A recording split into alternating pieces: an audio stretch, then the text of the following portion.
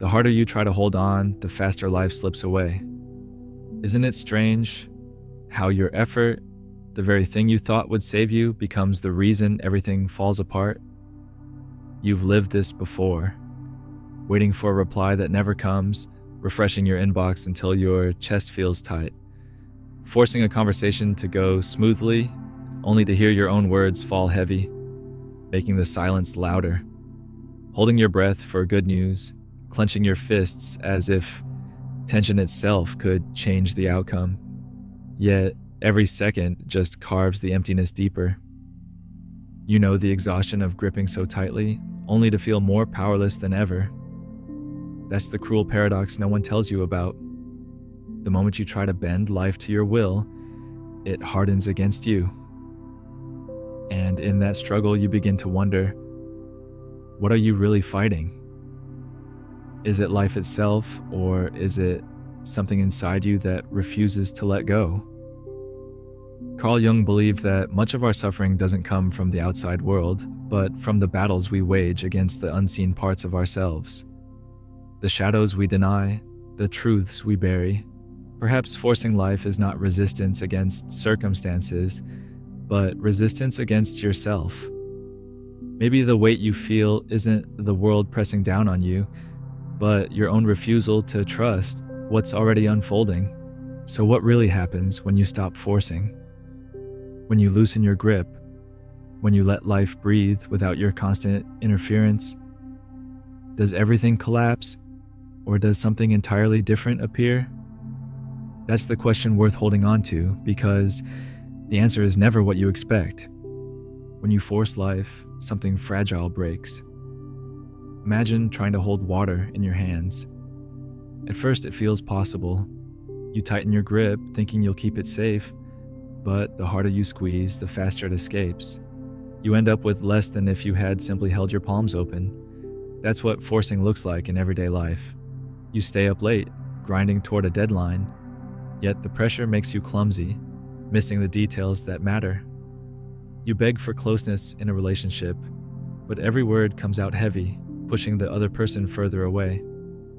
You sit at your desk, demanding inspiration, but the page remains blank, as if your very effort drives it deeper into hiding.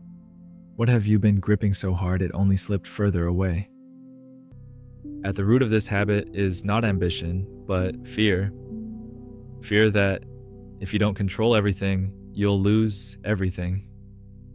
Fear that without constant effort, you'll fall behind, forgotten, unseen.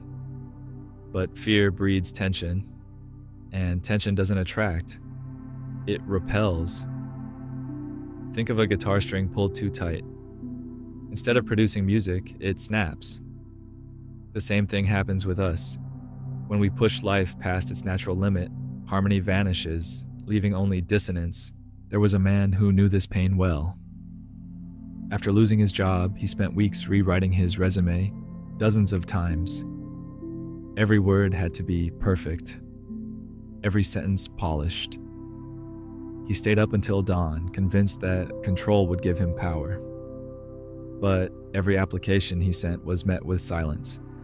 Exhausted and almost in despair, he finally submitted a simpler version, honest and unpolished. That was the one that got him the interview. Sometimes it isn't life that resists us. It's our own grip that strangles what might have bloomed if we had allowed it to breathe. Letting go isn't weakness. It's the space where life finds its rhythm. Think about the moments when the answer came to you, not while you were forcing it, but while you were distracted. In the shower, driving alone, walking down a quiet street. Inspiration rarely arrives when summoned by force. It appears when there is room for it to enter. Friendships work the same way. The relationships that last aren't the ones suffocated by constant demands, but the ones allowed to grow in their own time, in their own shape. Carl Jung once described these moments as synchronicity, meaningful coincidences that seem to guide us when we stop interfering. When you loosen your grip, what arrives may feel less like chance and more like life responding to your readiness. You stop chasing, and suddenly, things begin to meet you halfway. Isn't it strange how often the very thing you were desperate to control shows up the moment you release it? But here's the paradox. Society has taught you the opposite. From the time you were young, you were told that control equals responsibility, that stress is proof of your commitment, that the one who sacrifices sleep, peace, and health is the one who deserves respect. And so you learn to carry tension like a badge of honor.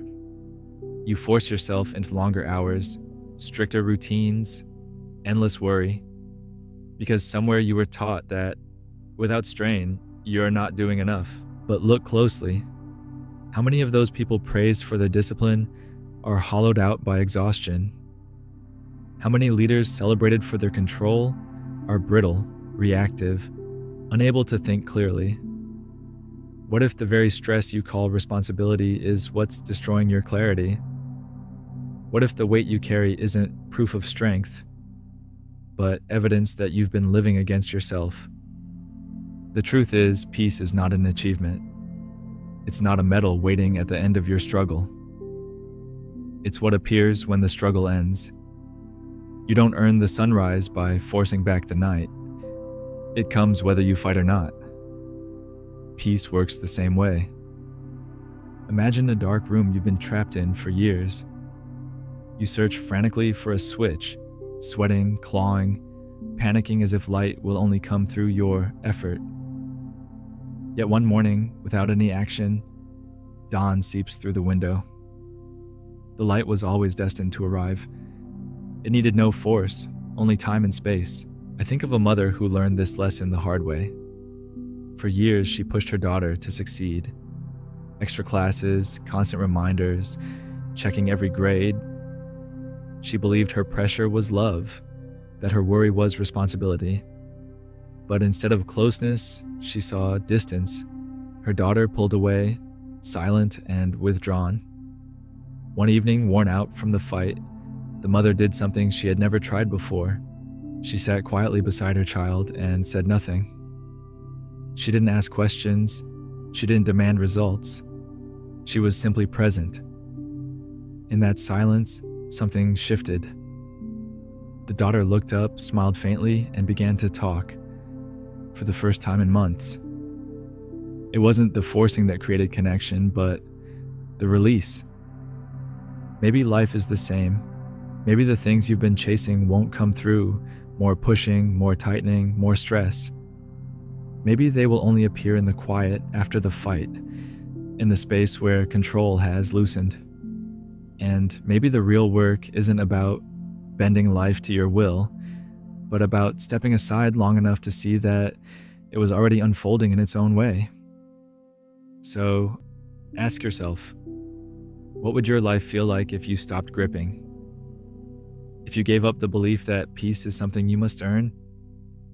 If you trusted that what is meant for you doesn't need to be forced, because perhaps the deepest truth is this: life doesn't begin to move when you push harder. It begins when you finally let it. There is a truth that cuts through every illusion. What is truly meant for you will never require you to betray yourself to have it. Read that again. Because how many times have you abandoned your own voice just to keep something close? How many times have you twisted yourself smaller, quieter, sharper, only to realize you were protecting what was never yours? This is the paradox that wakes you up in the middle of the night. The moment you stop demanding, life begins to respond. The less you chase, the more it comes. You don't have to believe it. You've lived it already. Remember the text that arrived only after you gave up waiting. The opportunity that appeared on the day you stopped trying to control everything. The peace that came when you finally stopped negotiating with someone who never truly saw you. Life was never against you. It was only against the act of forcing. Think of water running through your hands. When you clutch, it slips away. When you open, it stays. The same law rules everything you've been aching for. Love, meaning, belonging. They cannot survive in a clenched grip. They only rest in open hands. Or picture the city at night. You've been walking for hours, believing that home is always just one more block ahead. You rush, You push forward, desperate and exhausted. But only when you stop at a quiet intersection in the middle of stillness do you recognize the streetlight on the corner, the shape of your own door. Home was never somewhere else. It was right here, waiting for you to stop running long enough to see it. So ask yourself now, if nothing you forced ever brought you peace, why are you still gripping so hard? Why do you keep pressing your life into shapes that never hold? You know this already. The harder you push, the more fragile it becomes. And yet part of you still clings, terrified of the silence that comes with release. But what if that silence isn't emptiness? What if that silence is the beginning of truth? Freedom doesn't announce itself with noise. It arrives the moment you decide to stop betraying yourself for things that never gave you peace. That decision is terrifying because it feels like loss. But what if the things that fall away were never meant to stay? What if their only purpose was to teach you the cost of holding too tightly? Think of the times you begged for someone to stay. You gave pieces of yourself away, one compromise after another. Did it ever bring you closer to love? Or did it only leave you emptier, haunted by the silence of someone who was already gone long before you let them go? Forcing never created connection. It only created exhaustion. Jung spoke of individuation, the path of becoming whole, not by adding more, but by shedding what is false. That's what this moment asks of you. Not to grip harder, not to demand more, but to stop lying to yourself about what can survive in a clenched fist. And here is the paradox that keeps echoing. The less you chase, the more it comes. When you stop performing, the people who truly see you step forward. When you stop fighting for control, life begins to align in ways you could never have engineered. When you stop forcing peace, you discover it was there all along, waiting beneath the noise. So let me ask you again, more directly this time. If nothing you forced ever brought you peace, why are you still gripping so hard? Why sacrifice your breath, your sleep, your soul for something that has never once delivered the freedom you seek? There is another way. Open your hands. Stand still long enough to see the streetlight at the corner, the door you've been passing by in the dark. You are already home. You were never as lost as you believed. You were only blinded by the chase. The climax of awakening is not grand or dramatic. It is simple. You stop gripping, and life, at last, meets you where you are. Perhaps freedom isn't about winning life, but about no longer fighting it. Let that thought linger for a moment. You've spent years battling circumstances, chasing outcomes, gripping tightly at the illusion of control. But what if you were never meant to win this battle? What if the victory was always in laying your weapons down? Even if tomorrow you forget everything you've heard here, even if the old patterns pull you back into gripping, remember this. One breath of release is enough to change the weight you carry. You don't need to master the art of letting go forever. You only need to experience it once to know it's possible. That single breath can become the reminder that you don't have to live chained to the cycle of forcing.